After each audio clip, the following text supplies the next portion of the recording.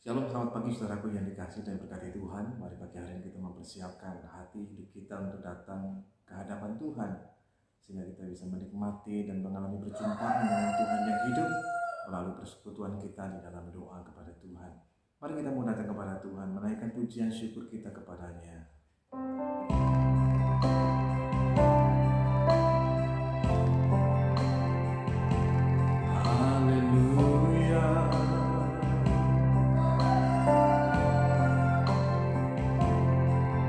Kami bersyukur memuji-Mu, kami datang untuk menyembah-Mu, kami datang untuk memuji-Mu, memuliakan-Mu Tuhan.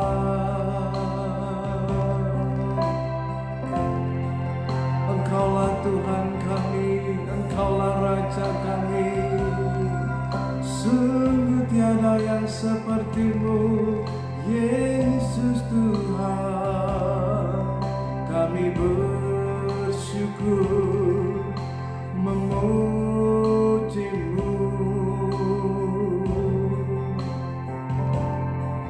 kami angkat hati kami menaikkan pujian bagi-Mu. Terima kasih Tuhan. Sungguh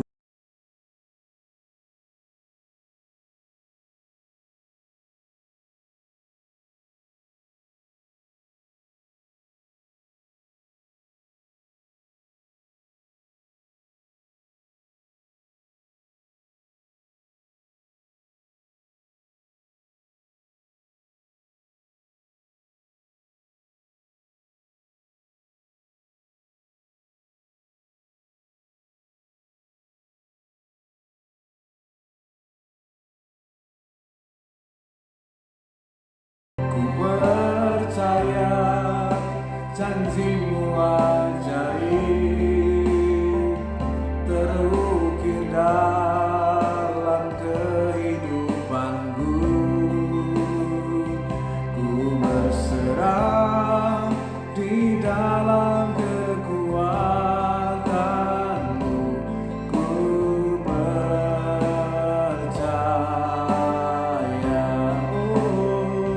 ku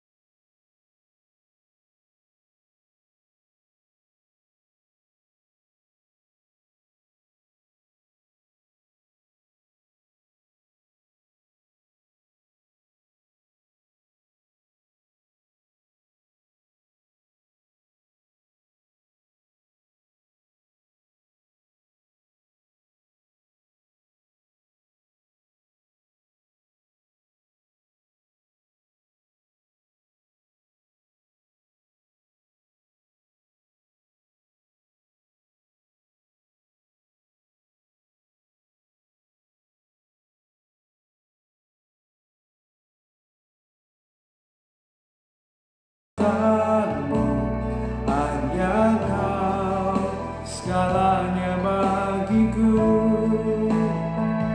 Ku percaya janji-Mu ajaib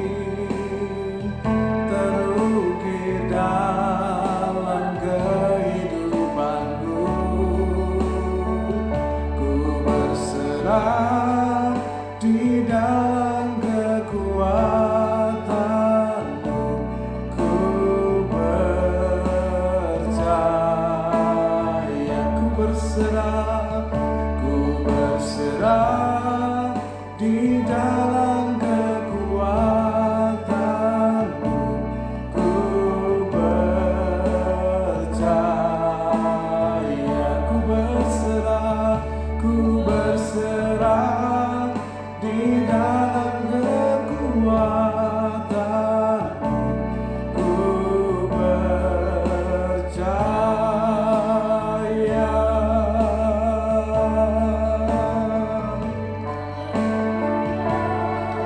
Ku berserah di dalam kekuatan-Mu Tuhan, sebab Engkaulah sumber kekuatan kami, Engkaulah sumber pengharapan kami, Engkaulah sumber sukacita kami Tuhan, Engkaulah sumber damai sejahtera kami.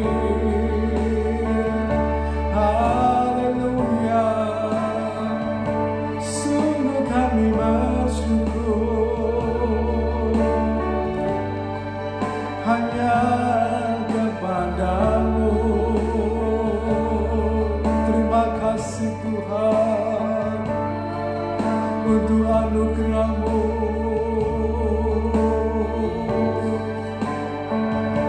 Kami bersyukur sebab sungguh besar setia-Mu Tuhan, sungguh besar anugerah-Mu. Selalu baru tiap pagi, besar kesetiaan-Mu.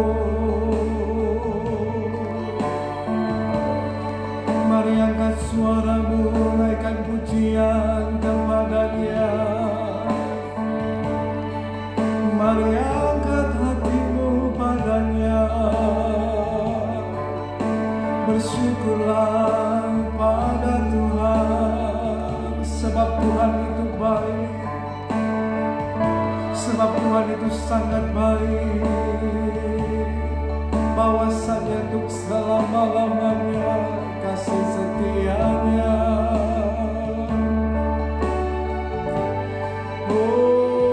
Oh, terima kasih Roh Kudus.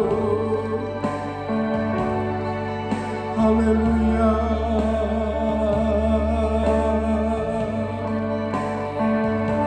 Ku percaya padamu Tuhan. Haleluya. Terpujilah nama Tuhan. Terpujilah nama-Mu selamanya.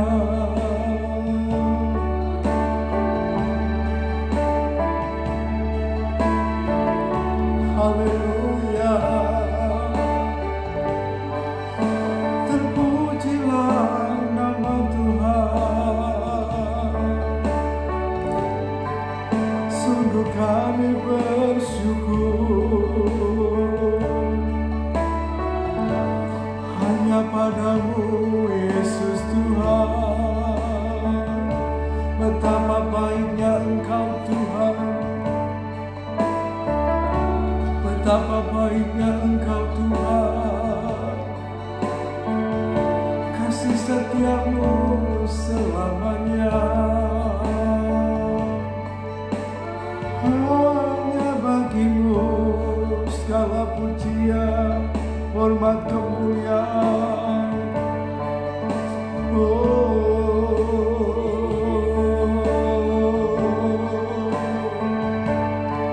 Tiada lama-lama.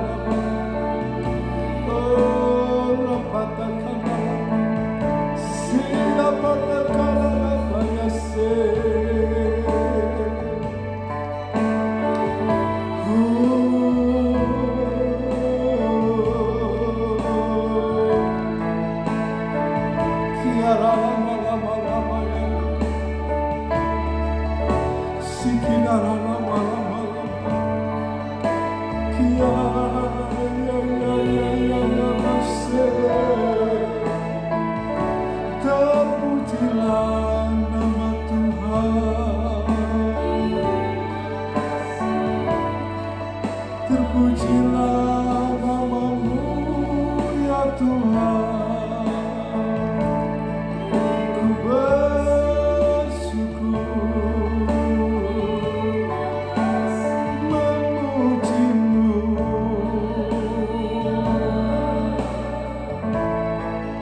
Menyembah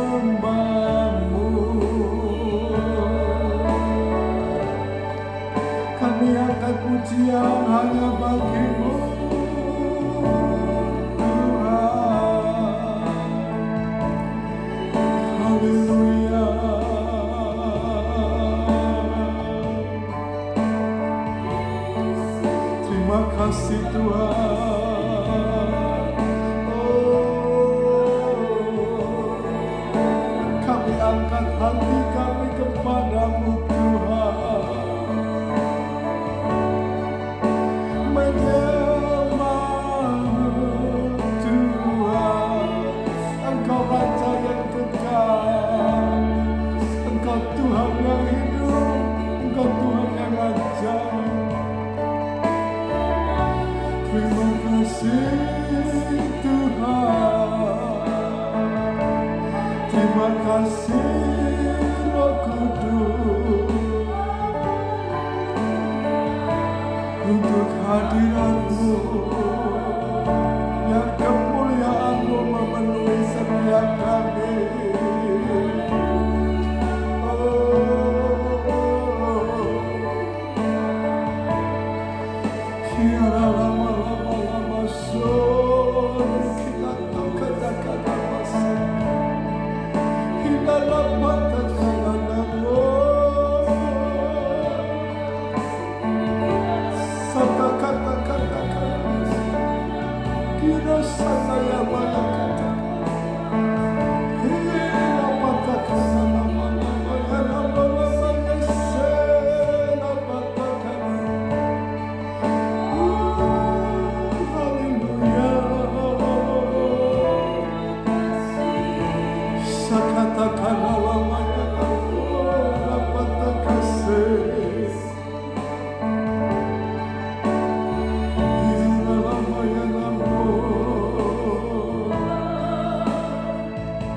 Terima kasih Roh Kudus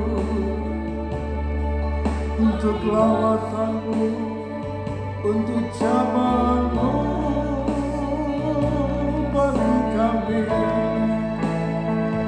Haleluya. Terima kasih Tuhan. Terima kasih Tuhan. Haleluya.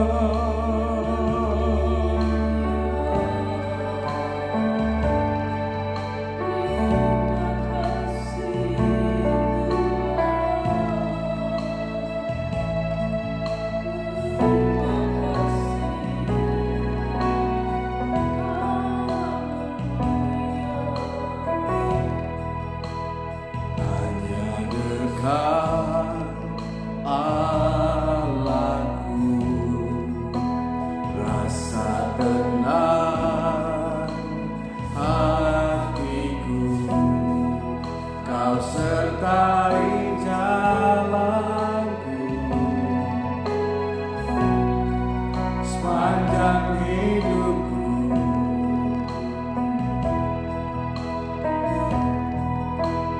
Hanya dekat padamu ada kekuatan baru. Kaulah perlindunganku, keselamatanku. Ku ingin selalu bersekutu denganmu. Ku ingin selalu bersekutu denganmu, menikmati hadirat-Mu. Biarkan Roh-Mu tinggal dalam hidupku. Sungguh indah bersama-Mu selamanya. Hanya dekat Allahku,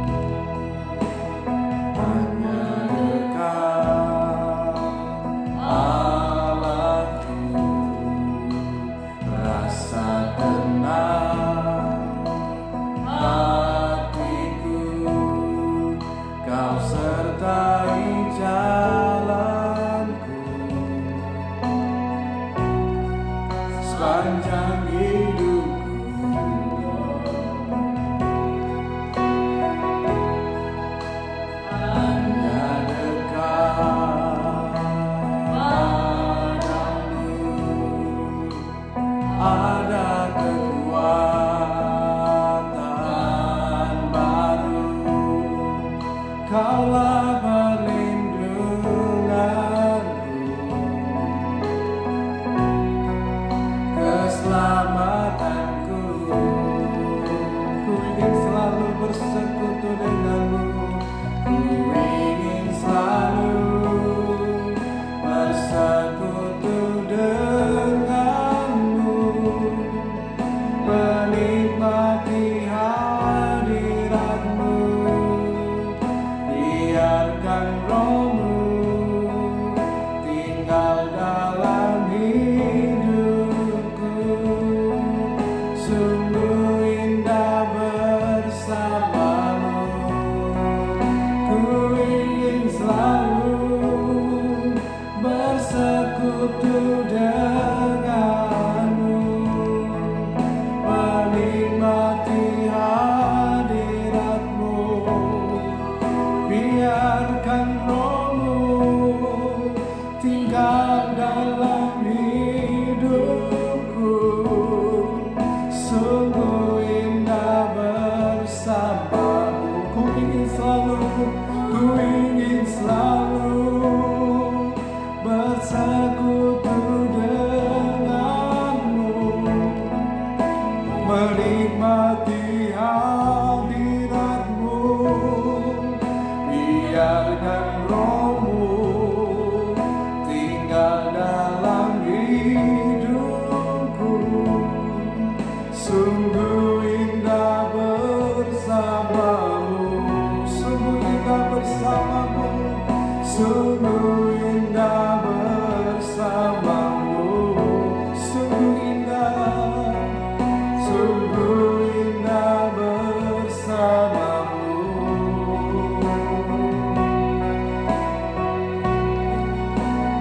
Selamanya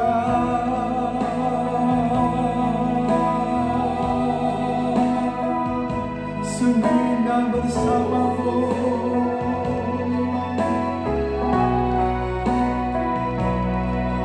menikmati kasih-Mu, tinggal dalam hadirat-Mu, sebab sungguh indah bersamamu Tuhan.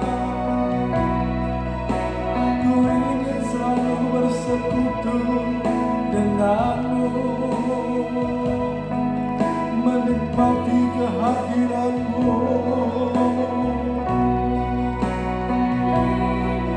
Haleluya.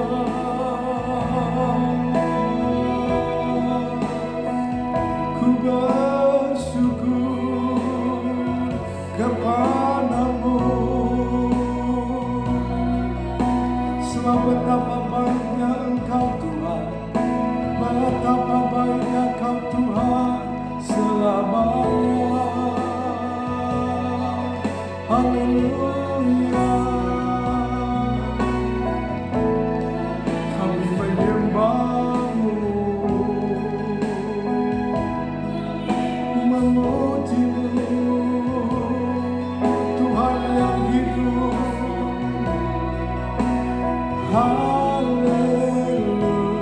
Haleluya.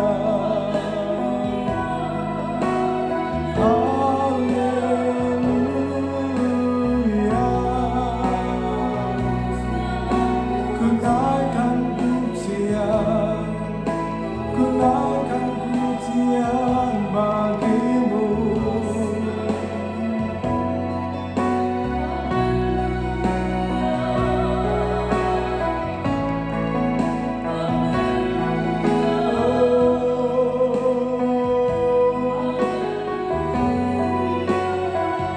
Terima kasih Tuhan, kami bersyukur.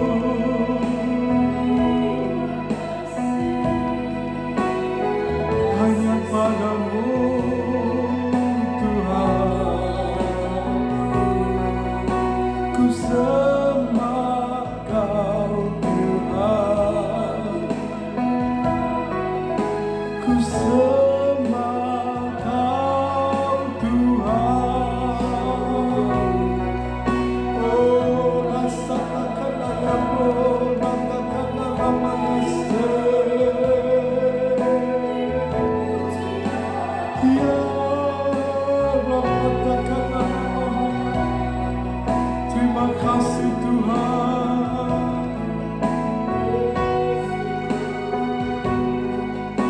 Terima kasih Tuhan, sungguh besar kasih-Mu, anugerah-Mu di hidupku. Terima kasih Tuhan, betapa hati kami bersyukur kepadamu.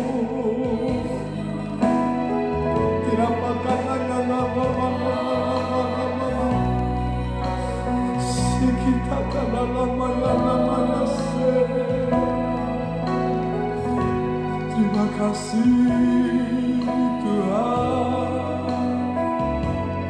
biar kami boleh mengalami perjumpaan secara pribadi dengan-Mu Tuhan, mengalami Engkau dalam hidup kami. Terima kasih Kurapatakan Sikinatakan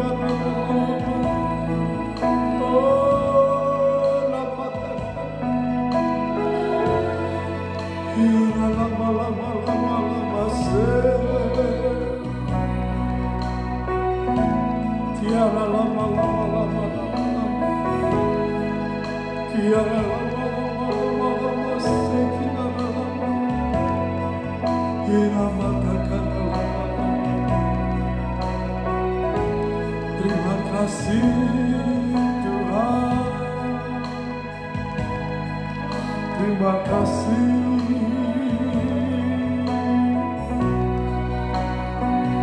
Tuhan. Ku berkuasa untuk melakukan perkara yang besar dan ajaib bagiku. Tuhan, ku berkuasa untuk memberikan kemenangan besar di dalam hidupku. Tuhan, ku berkuasa untuk melakukan perkara yang besar dan ajaib bagiku. Tuhan, ku berkuasa untuk memberikan kemenangan besar di dalam hidupku. Dengan iman katakan, Tuhan, ku berkuasa untuk melakukan perkara yang besar dan ajaib bagiku.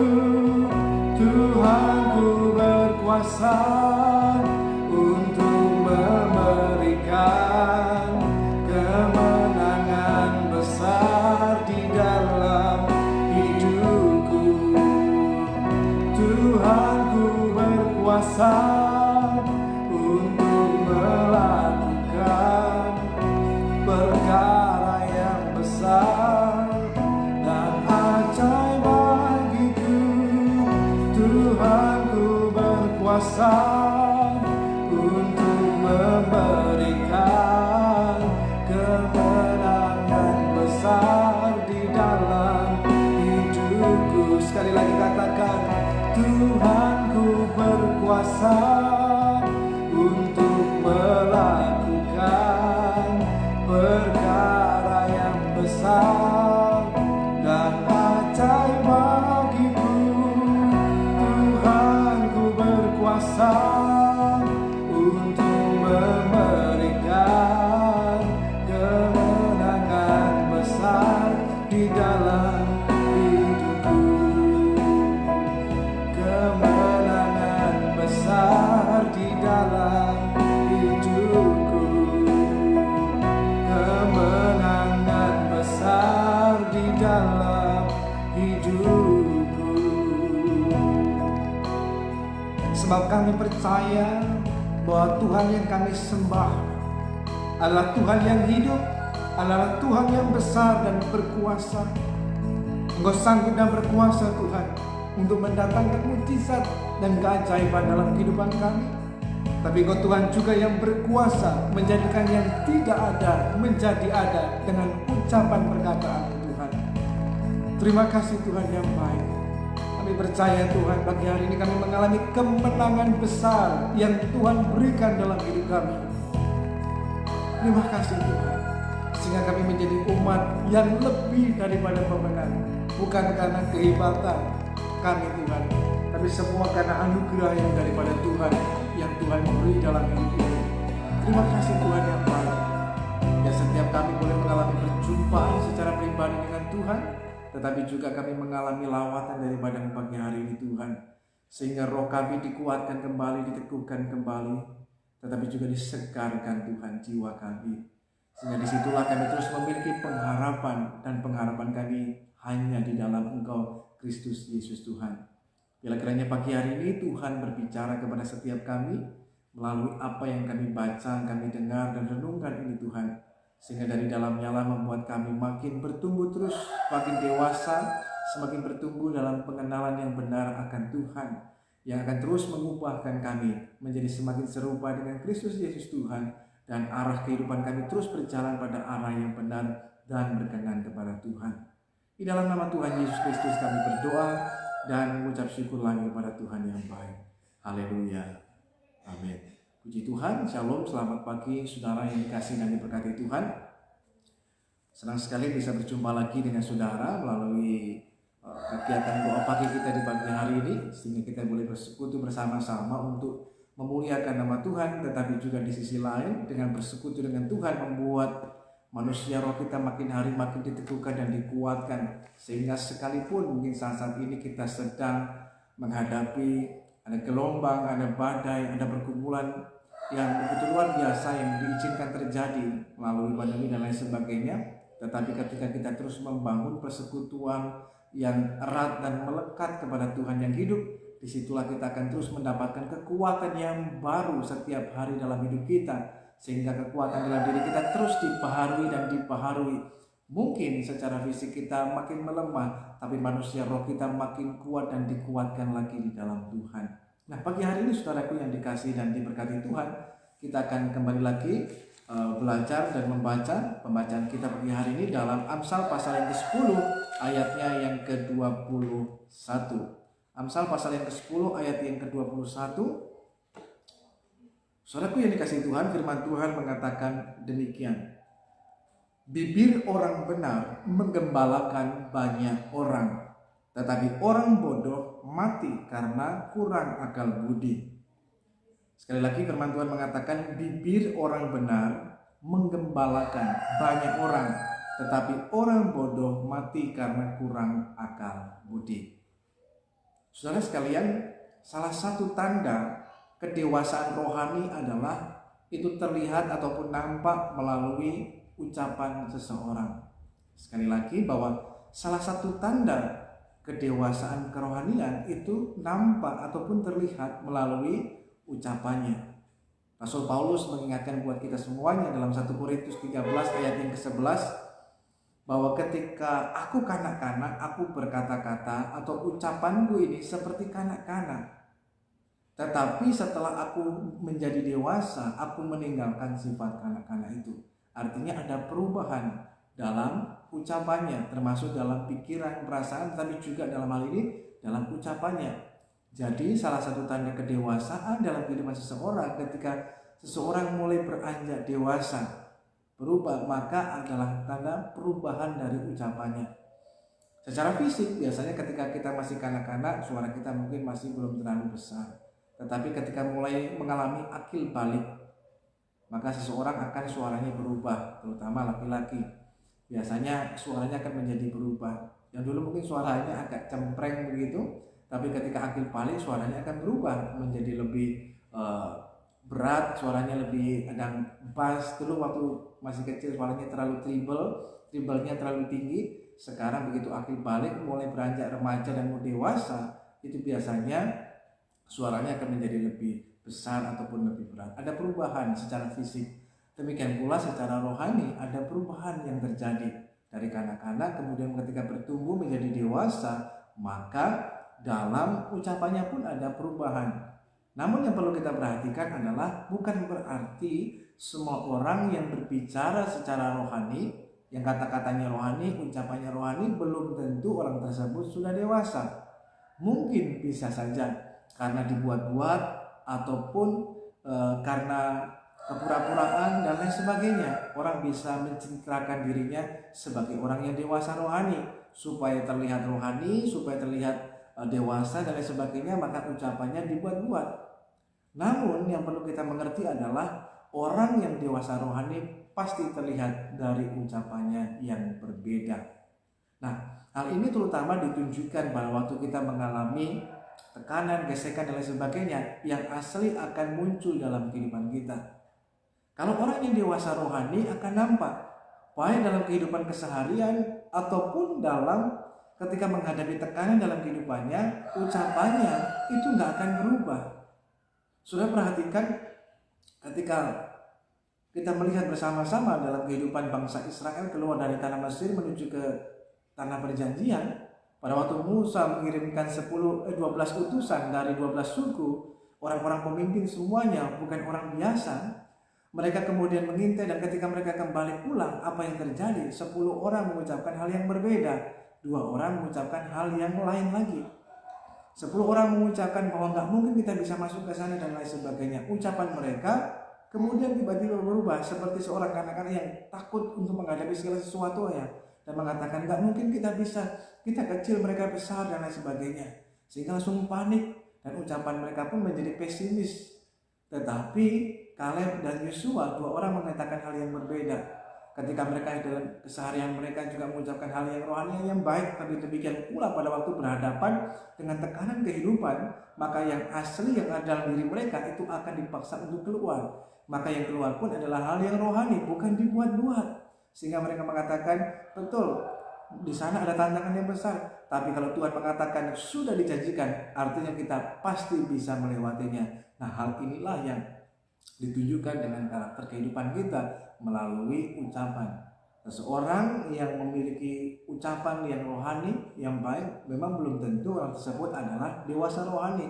Tapi seorang yang sudah dewasa rohani pasti terlihat ataupun nampak dari ucapannya. Nah, melalui Amsal ini, saudara yang dikasihi Tuhan, memberitahukan kepada kita, saat seseorang kemudian menjadi dewasa rohani, maka berpikirnya, perasaannya bukan hanya tentang dirinya sendiri, tetapi mulai belajar untuk memikirkan dan memperhatikan kehidupan orang yang lain. Hal ini nampak ketika firman Tuhan mengatakan bibir orang benar menggembalakan. Nah, kata menggembalakan ini hal yang sangat menarik ketika Amsal menggunakan kata ini. Kalau kita masih kanak-kanak rohani ataupun bayi rohani, itu kita masih dalam fase ketergantungan. Semua harus disuapi, semua harus diperhatikan, semua fokusnya pada saya, dan saya, aku, dan aku. Sehingga sedikit-sedikit kalau Anda perhatikan seperti halnya bayi, maka begitu nangis langsung diberikan susu, dibuatkan susu dan lain sebagainya. Semuanya masih serba ketergantungan. Bayi nggak bisa pakai baju sendiri, bayi nggak bisa buat susu sendiri, dan lain sebagainya. Itulah sebabnya masih dalam fase ketergantungan. Demikian pula dengan bayi rohani, rasanya ketergantungan, mesti tunggu orang kasih kekuatan dan lain sebagainya baru bisa. Harus diingatkan dulu, ayo berdoa, diingatkan dulu, ayo beribadah. Nah, kalau masih modelnya begini, itu tandanya kita masih bayi rohani. Tapi fase dalam kehidupan kita harus meningkat. Memang secara jasmani fase kehidupan kita dengan berjalannya waktu itu otomatis kita berubah jadi orang yang dewasa secara jasmani. Dengan bertambahnya umur, tidak terasa kita dari kanak-kanak, remaja, pemuda langsung menjadi dewasa. Itu terjadi secara otomatis dengan berjalannya waktu. Tetapi tidak demikian dengan kerohanian. Kerohanian bertumbuhnya tidak terjadi secara otomatis, tapi melalui setiap keputusan ataupun pilihan yang kita buat setiap hari untuk mengikuti kehendak Tuhan dalam hidup kita. Disitulah kita akan terus mengalami perubahan yang membawa kita pada fase selanjutnya. Dari fase ketergantungan, bayi rohani, kemudian meningkat fase mandiri menjadi seperti halnya pemuda ataupun remaja, mulai mandiri. Memang tidak mulai bergantung lagi pada orang lain untuk diingatkan dan lain sebagainya, Tapi fase mandiri itu lebih memperhatikan kepada dirinya sendiri. Seperti halnya seorang yang bertumbuh. Kalau bertumbuh pohon itu hanya untuk dirinya sendiri. Sehingga dia mulai bertumbuh, batangnya mulai besar, rantingnya mulai banyak, daunnya mulai banyak, lebat dan lain sebagainya.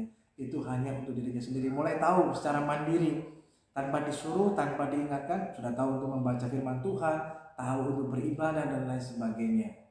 Tetapi hanya untuk dirinya sendiri, belum memikirkan kepada hal yang lainnya. Tetapi ketika kita meningkat pada fase yang selanjutnya, menjadi dewasa dalam Tuhan, kita bukan hanya sekedar kita tinggalkan fase ketergantungan, fase kemandirian, dan sekarang kita masuk pada fase kedewasaan. Nah, di dewasa ini kita mulai belajar memberi. Seperti halnya pohon ketika bertumbuh hanya untuk dirinya sendiri yang menikmatinya. Tapi ketika dia berbuah, nah disitulah pohon tersebut mulai mau belajar berkorban.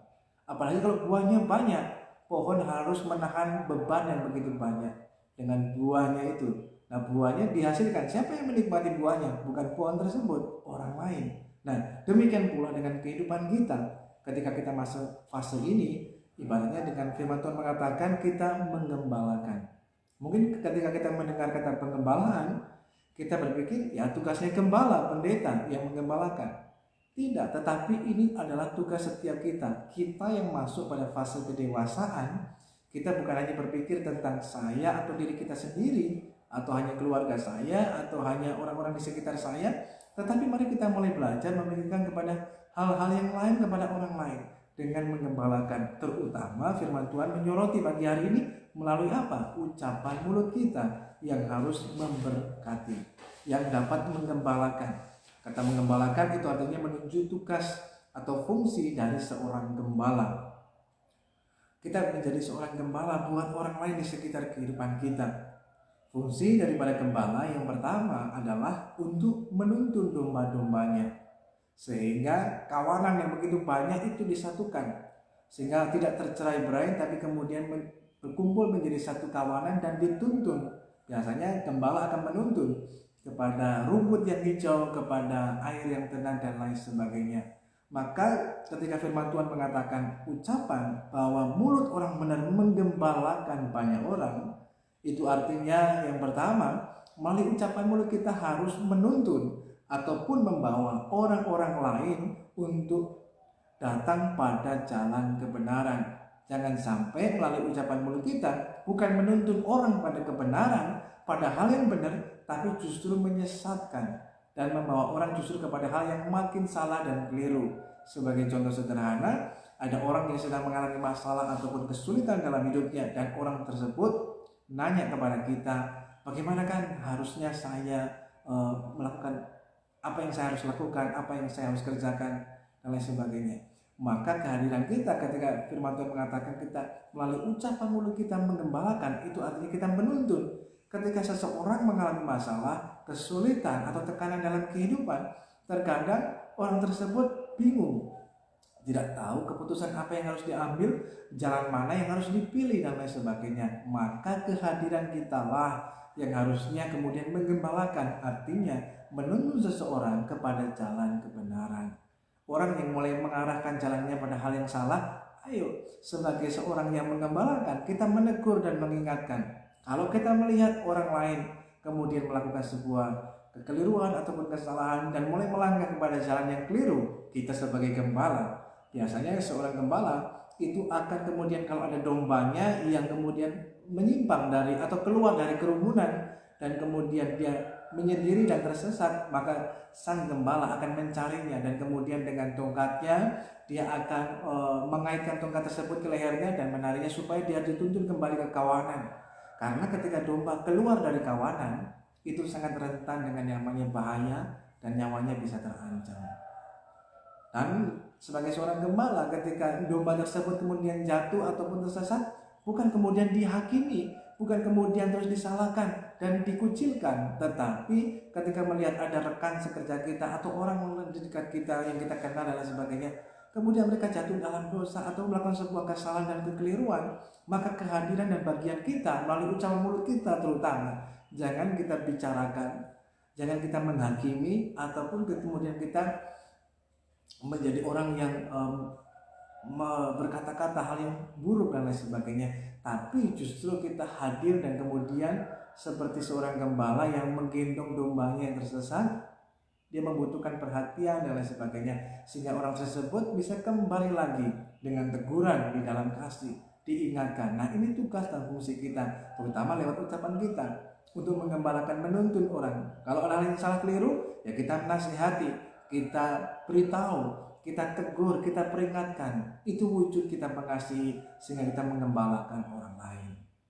Nah, sebagai seorang gembala juga sama, ketika melihat orang lain ada berbuat hal yang salah atau keliru, kita memperingatkannya, sehingga kita menggunakan fungsi yang pertama sebagai gembala untuk menuntun orang pada jalan kebenaran. Yang kedua, fungsi dari gembala adalah memelihara, sehingga gembala biasanya akan menjadi sebuah tanggung jawab dari seorang gembala untuk memelihara domba-dombanya, memberikan makan, minum, rasa aman dan lain sebagainya, supaya domba-dombanya bisa kemudian bertumbuh dengan baik. Nah, kalau bertumbuh dengan baik, maka bisa berkembang dengan baik. Nah, ini semua bisa terjadi kalau ada ketercukupan, yaitu dengan makanan, minuman, tetapi juga ada rasa aman. Ketika domba merasakan gelisah, panik ataupun ketakutan, maka tidak bisa bertumbuh dengan baik. Nah, oleh karena itu, bagian kita ketika kita bergantung berkatakan melalui ucapan kita menggembalakan banyak orang, artinya melalui ucapan kita harus memelihara, bukan kemudian mencerai-beraikan, yang artinya melalui ucapan mulut kita harus jadi berkat, memberkati, sehingga kalau ada orang yang lemah, kita kuatkan mereka dengan ucapan firman Tuhan dalam hidup mereka. Ketika ada orang yang sedang mungkin mengalami mengalami masalah dan kesulitan, kita hadir dan menyegarkan kehidupan mereka dengan ucapan perkataan kita, sehingga mereka merasakan segar kembali jiwa mereka yang tadinya tertekan, hilang pengharapan, dan rasanya inginnya pasrah dengan keadaan. Tapi melalui kehadiran kita dengan kata-kata kita bisa menyegarkan kembali pengharapan dalam hidup mereka. Tapi juga melalui ucapan kita bisa menghidupkan kembali semangat yang hampir padam. Nah, terutama di saat sekarang ini, pada waktu pandemi COVID yang sementara masih terjadi di bangsa kita ini, mari kita hadir sebagai seorang yang memelihara, sehingga lewat ucapan kita menggembalakan, artinya menjadi berkat buat orang lainnya. Tapi untuk sekarang ini menjadi perhatian buat kita, menggembalakan ucapan kita bukan hanya lewat mulut saja, tetapi lewat status kita juga sedang berbicara. Nah, oleh karena itu mari belajarlah hati-hati menggunakannya. Firman Tuhan memberitahukan kepada kita, tetapi pikiran orang fasik sedikit nilainya, tetapi orang bodoh mati karena kurang akal budi. Nah, oleh sebab itu dalam berkata-kata pun mesti dengan pikiran ataupun pertimbangan yang benar. Nah, oleh karenanya mesti dewasa iman lebih dulu, sehingga dengan demikian membuat kita dapat menjadi berkat. Yang terakhir, sudah dikasih Tuhan, tugas dan fungsi pengembalaan adalah dengan melindungi domba-dombanya. Bagaimana kita melindunginya? Apakah dengan kita berbohong demi kebaikan, yang seringkali orang katakan, loh kenapa kamu berbohong? Nah, untuk menutupi daripada ketahuan dan sebagainya, saya menutupi kesalahan orang lain dengan berbohong. Itu sebuah kekeliruan. Melindungi domba-dombanya, melindungi orang lain dengan cara apa? Berdoa dan bersyafaat bagi mereka. Nah, dengan kata-kata kita bukan hanya sekedar kita berbicara kepada mereka, tetapi juga dengan berkata-kata lewat doa kita. Nah, dengan doa kita sedang berkata-kata. Mungkin dengan ucapan kita kalau saat ini apalagi karena jaga jarak dan lain sebagainya, mungkin kita terbatas untuk bisa ngomong dan berbicara kepada orang lain, kecuali mungkin lewat virtual, tetapi itu pun juga terbatas. Namun yang tidak terbatas adalah kalau berbicara dan kita menjangkau melalui doa. Nah, doa ini melampaui batas. Doa bukan hanya sekedar sesuatu yang terbatas, tapi doa itu adalah melampaui batasan waktu, tempat dan lain sebagainya. Doa bisa menjangkau semua orang. Nah, terutama kita melindungi, memproteksi kehidupan orang-orang di sekitar kita yang kita gembalakan ini adalah melalui apa? Ucapan mulut kita, yaitu dengan berdoa dan bersyafaat bagi mereka. Kalau kita tidak bisa hadir langsung memberitahukan berkata-kata kepada mereka, minimal kita berdoa dan bersyafaat bagi mereka. Karena dengan bersyafaat itu artinya kita berdiri di antara Tuhan dan orang tersebut. Nah, kita menjadi pengantaranya dan kita berdoa buat mereka. agar mereka tetap terlindungi, mengalami kesehatan, kekuatan, pertolongan daripada Tuhan dan lain sebagainya. Sehingga iman mereka tidak gugur, iman mereka tidak goyah, tapi iman mereka tetap kuat dan makin diteguhkan di dalam Tuhan. Kiranya kita juga mau belajar hal ini, bukan hanya berdoa buat kebutuhan kita sendiri, masalah kita, pergumulan kita. Yuk, tapi mari kita belajar berdoa juga bersahabat buat orang lain. Itu tanda kedewasaan iman. Tuhan memberkati kita sekalian. Mari kita berdoa. Bapa Surgawi, kami merendahkan hati kami di hadapan Tuhan. Kami memberkati dan berdoa buat bangsa dan negara kami. Biarlah kiranya turun berkat Tuhan atas negeri ini, berkat Tuhan atas Indonesia, berkat damai sejahtera, berkat kemurahan yang daripada Tuhan, tapi juga berkat kesejahteraan yang daripada-Mu Tuhan. Tuhan karuniakan berkat itu atas negeri dan bangsa yang kami kasih dan kami cintai ini Tuhan. Tuhan memberkati negeri ini sementara dilanda dengan berbagai macam kesulitan yang ada, tapi kami percaya Tuhan tidak meninggalkan bangsa kami. Tuhan ada di tengah-tengah negeri ini dan Tuhan sedang bekerja melawat bangsa kami Tuhan, sehingga melalui situasi bahkan pandemi yang diizinkan terjadi, kami tetap bisa melihat kemuliaan Tuhan yang Tuhan nyatakan, pengharapan di dalam Tuhan, karena kami tahu Tuhan itu ada, Tuhan itu hidup, dan Engkaulah pengharapan dalam hidup kami. Kami boleh melihat pengharapan yang Tuhan nyatakan buat negeri ini, sehingga orang-orang yang terpapar oleh COVID, baik mungkin mereka yang dirawat di rumah sakit ataupun isolasi mandiri, Tuhan melawat dan menjamah mereka semuanya, sehingga mereka mengalami pertolongan dari Tuhan, kesembuhan dan pemulihan daripada Tuhan, sehingga kecukupan akan oksigen dan kebutuhan lainnya tercukupi dalam kehidupan mereka semuanya, dan mereka mengalami pertolongan daripada Tuhan. Memberkati juga Tuhan bagi yang akan berdoa buat seluruh tenaga kesehatan, dokter, perawat, relawan yang bertugas Tuhan dengan luar biasa. Tuhan lawan dan jamah mereka semuanya. Karuniakan kesehatan, kekuatan daripada Tuhan, tapi juga hikmat daripada-Mu, supaya mereka dapat bertugas dengan baik tanpa terpapar dengan COVID ini Tuhan. Demikian pula pemerintahan kami yang di pusat sampai yang di daerah, terus kami berdoa agar sinergi dengan baik, terutama dalam mengatasi akan hal ini. Tuhan kiranya menolong mereka semuanya. Karuniakan hikmat, kekuatan, kesehatan daripada Tuhan atas pemerintahan kami, dari presiden, wakil presiden, para menteri yang ada, bahkan TNI, Polri dan seluruh jajaran yang ada sampai tingkat yang ada di bawah. Tuhan berkati mereka semuanya dapat menjalankan tugas tanggung jawab mereka dengan segala baik.